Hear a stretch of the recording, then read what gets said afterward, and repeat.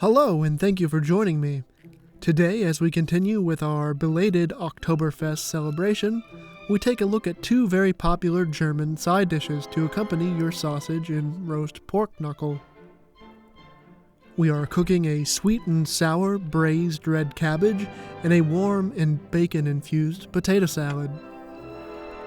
They are great as part of an Oktoberfest spread, but you can also find ways to incorporate them into your weeknight meals as well. So let's get right into it. First, let's get to work on the red cabbage, and that means cutting up some red cabbage. So I have here a pretty standard red cabbage. I go ahead and slice a little bit off the bottom, just to make it easy for me to peel off a couple of the outermost layers. Then I cut the cabbage into quarters.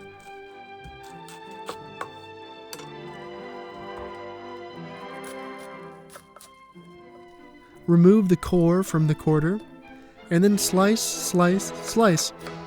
Nice and thin. I cut a bit off the point of the wedge to help the cabbage to lay flat if it starts to get a little wobbly. Then I just repeat the process for each wedge. Rotkohl, as it's called, is one of the most ubiquitous of the German side dishes. You will see it in restaurants all over the country. If you cross the border from Germany into Denmark, you can find a somewhat similar red cabbage dish there as well, especially around Christmas time. Though I find that theirs is a bit sweeter.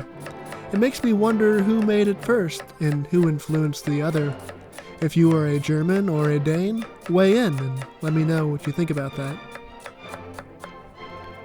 After all the cabbage is cut, I'm moving on to the onions. I have a couple small onions here, and I just sliced those thinly.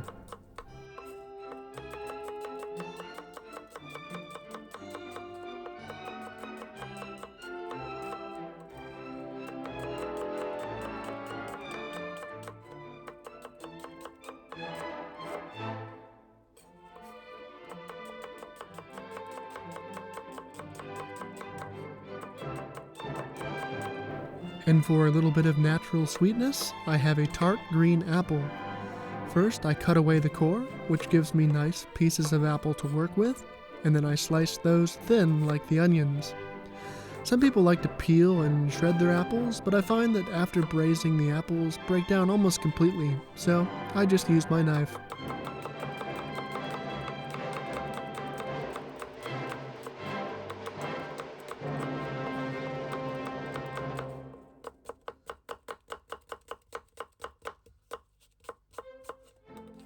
And that's all the knife work we have to worry about. Now I just grab a nice big pot, put it over medium heat, and give myself a couple pads of butter. Once that foams up, I go in with my onions and let them saute for a few minutes, stirring occasionally. We just want them to soften slightly, nothing crazy. And for spices, I've got about a teaspoon of ground coriander, about 10 juniper berries, and 3 cloves. I toss them in now so they can taste the butter for a little bit.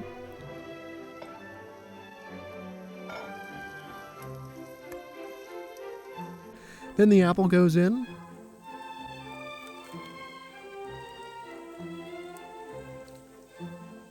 And then I fit as much of the cabbage in as I can. I'm doing a whole head of cabbage because I had a lot of friends coming over, but you can certainly make a smaller batch. Just add less spices and seasoning. This recipe is not written in stone. Speaking of seasoning, at this point I'm going in with about a quarter cup of white sugar, a good pinch of salt, and about a third cup of white vinegar. They don't call it sweet and sour for nothing. I'll also grind a bit of fresh black pepper into the cabbage, and I also snuck a couple bay leaves in when you weren't looking. The salt and sugar help the cabbage to wilt down and release their water, but if you're worried that your cabbage might scorch on the bottom before enough cabbage juice is drawn out, don't hesitate to add a splash of water in the beginning.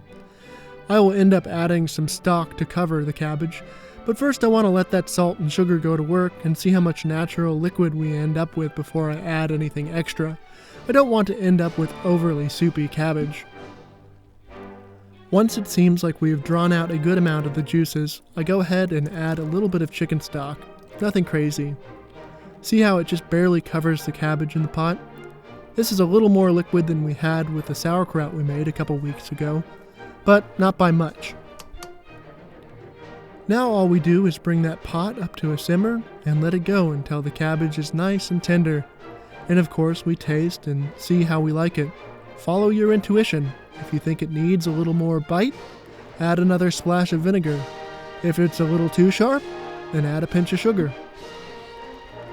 I saw a recipe out there that added a little splash of a cornstarch slurry at the end to tighten up the sauce a bit, so I tried it. But I think I'm a little indifferent about that step.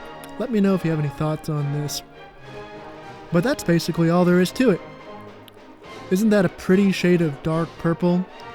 And since we are cooking something a little old school, maybe we add a little piece of curly parsley. Perfect. Now let's move on to the potato salad, and we can start by dicing up some potatoes.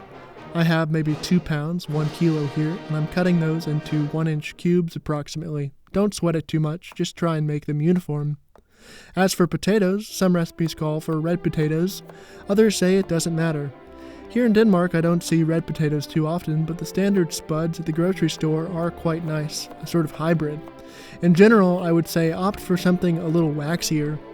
So maybe go for Yukon Gold instead of a russet if you have the choice.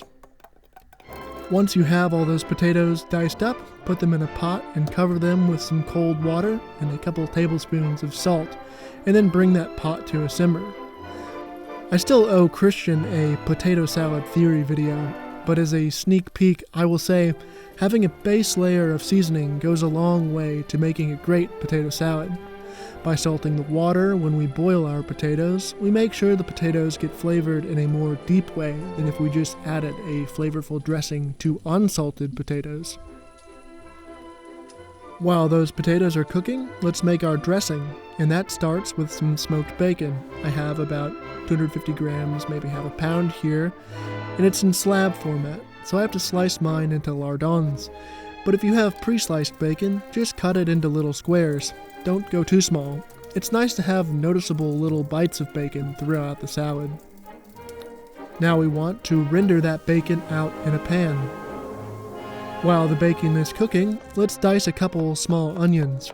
I see some recipes call for white onions and other for red, so I'm being diplomatic and using both. I'm just going for a small dice here, nothing too crazy.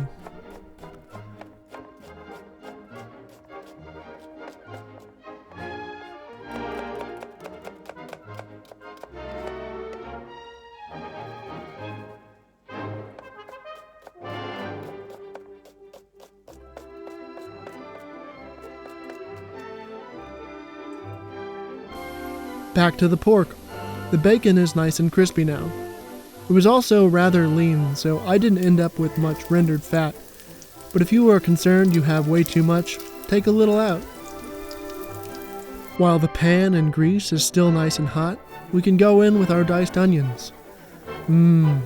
Look at them sizzling away. We don't have to cook these for too long. We just want them to take on some color and loosen up any bacon fond that you have at the bottom of your pan. Then I kill the heat. Now I grind in several twists of black pepper, add about 3 tablespoons of sugar, and a 1/4 cup of white vinegar, a pinch of salt. Stir that together just to make sure everything is dissolved.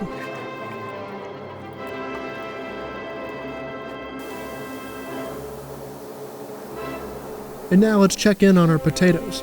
Pull one piece out and give it a taste. Hot, but nicely cooked. I'm going to save a little of that potato water and then drain those, and then return them to the pot.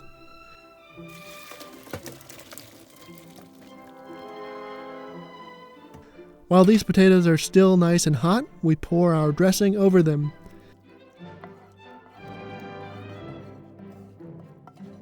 Give it a stir. If the potato salad seems dry and you don't have any liquid at the bottom of your pan, pour a little splash of that potato water in there. As the potatoes cool, the salad will tighten up even more. So if it's too stiff when it's hot, it'll be even stiffer when it's cooled a bit. You want to be able to spoon that salad onto your plate easily. It shouldn't be like yesterday's oatmeal. Also, make sure to taste at this point. Give it an extra pinch of salt if you think it needs it. I also feel like I wanted it a little brighter, so I added another splash of vinegar. Some recipes call for parsley, but I had some chives on hand, so I added some of those. And now we're ready to eat. Serve this potato salad warm. If you make it in advance, zap it briefly in the microwave for a bit before serving, or alternatively warm it covered in a low oven for a bit. I grew up in the South, so I have a big soft spot for Southern-style potato salad, but I gotta say, I really like this version. I like the acidity, I like that it's served warm. It's a great way to shake up your potato salad routine. So there we have it, a sweet and sour braised red cabbage and a smoky, warm potato salad. Perfect for Oktoberfest and beyond. Thank you for joining me. Sides aren't necessarily as exciting, but I hope you enjoyed taking a look at these all the same. As always, click that old thumbs up button for me. If you feel like my recipes or methods are way off, let me know in the comment section.